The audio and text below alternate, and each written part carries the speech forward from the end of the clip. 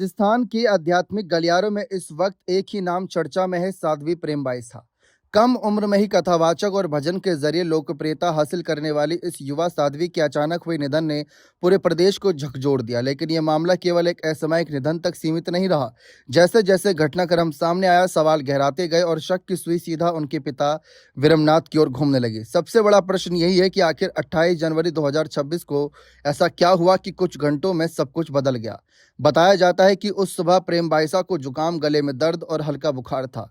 यह कोई असाधारण स्थिति नहीं लग रही थी, लेकिन अस्पताल ले जाने के बजाय आश्रम में ही इलाज का फैसला लिया गया। पिता विरमनाथ ने कंपाउंडर देवी सिंह को फोन किया, जो पिछले कई वर्षों से आश्रम से जुड़ा था। पहला कॉल दोपहर के आसपास किया गया, लेकिन कंपाउंडर ने शाम तक आने की बात कही। यही पहला सवाल खड़ा होता है कि अगर तबीयत गंभीर थी तो करीब 5 घंटे तक इंतजार क्यों किया गया। शाम लगभग 4:45 तक कंपाउंडर आश्रम पहुंचा। उसने जांच कर 2 इंजेक्शन लगाए, डेक्सोना और डायनापार। उसके अनुसार इंजेक्शन लगने के बाद प्रेमबाईसा सामान्य थी।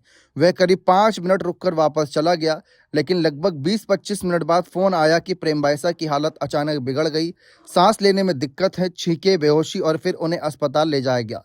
उन्हें जिस अस्पताल में ले जाया गया वह आश्रम से लगभग 8 से 10 किलोमीटर दूर था, जबकि पास में बड़े सरकारी अस्पताल भी मौजूद थे। अस्पताल पहुंचने पर डॉक्टरों ने उन्हें मृत घोषित कर दिया। डॉक्टरों ने बताया कि नाखून नीले पड़ चुके थे, जो ऑक्सीजन की कमी या अन्य गंभीर कारणों की ओर इशारा करता है। डॉक्टरों ने पोस्टमार्टम की सलाह दी, लेकिन शुरुआती जानकारी के अनुसार परिवार ने पहले पोस्टमार्टम से इनकार कर दिया। बाद में पुलिस दखल के बाद पोस्टमार्टम कराया गया। निधन के कुछ घंटे बाद प्रेमबाईसा के सोशल मीडिया अकाउंट से एक पोस्ट सामने आई, जिसमें न्याय की मांग उन्होंने रखी हुई थी। जब प्रेमबाईसा इस दुनिया में नहीं थी तो पोस्ट किसने किया? पिता ने बाद में कहा कि ये पोस्ट उनके कहने पर किया गया ताकि मामला दब ना जाए, लेकिन लोगों के मन में संशय और बड़ा। जांच के दौरान कई विरोधाभास सामने आए। पिता के बयान में टाइमिंग अलग अलग बताई गई। कंपाउंडर के बयान और एफआईआर में दर्ज समय में फर्क पाया गया। आश्रम में सीसीटीवी कैमरे घटना के बाद हटाए गए बताए गए। मोबाइल फोन का पासवर्ड देने में हिचक दिखाई गई। इन तमाम तथ्यों ने शक को और गहरा दिया। हालांकि यह भी सच है कि सोशल मीडिया पर कई दावे बिना आधिकारिक पुष्टि के फैलाए जा रहे हैं। कुछ लोग पुराने वायरल वीडियो को इस निधन से जोड़ रहे हैं, लेकिन अब तक जांच एजेंसियों की ओर से किसी प्रत्यक्ष संबंध की पुष्टि नहीं की गई। फिलहाल लगातार जांच जारी है। इस बीच नागौर सांसद हनुमान बेनीवाल ने भी सार्वजनिक रूप से कहा कि इतने कम समय में इंजेक्शन से निधन होना सामान्य प्रतीत नहीं होता और निष्पक्ष जांच होनी चाहिए। फिलहाल पुलिस ने अननेचुरल डेथ का मामला दर्ज किया और एसआईटी का गठन किया। पोस्टमार्टम के बाद कई सैंपल फॉरेंसिक जांच के लिए भेजे गए।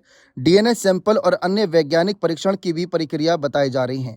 अब सवाल यह नहीं है कि आरोप किस पर है, सवाल यह है कि सच्चाई क्या है। क्या ये दवा का रिएक्शन था? क्या इलाज में देरी घातक साबित हुई? क्या कोई अन्य मेडिकल जटिलता थी, या फिर कहानी में कोई परत बाकी है? जब तक फॉरेंसिक रिपोर्ट और आधिकारिक जांच पूरी नहीं होती, तब तक किसी भी निष्कर्ष पर पहुंचना जल्दबाजी होगी। लेकिन एक बात साफ है कि प्रेमबाईसा के निधन ने समाज को 2 हिस्सों में बांट दिया। एक पक्ष इसे एक दुखद चिकित्सीय घटना मानता है, तो दूसरा पक्ष इसमें साजिश की संभावना देख रहा है। सच्चाई चाहे जो भी हो, यह मामला अब सिर्फ एक परिवार का नहीं रहा। यह न्याय, पारदर्शिता और विश्वास की परीक्षा बन चुका है। अब सबकी नजरें जांच रिपोर्ट पर टिकी हैं। सवाल कई हैं, जवाब आने बाकी हैं, और जब तक सच सामने नहीं आता, यह रहस्य राजस्थान की फिजाओं में गूंजता रहेगा।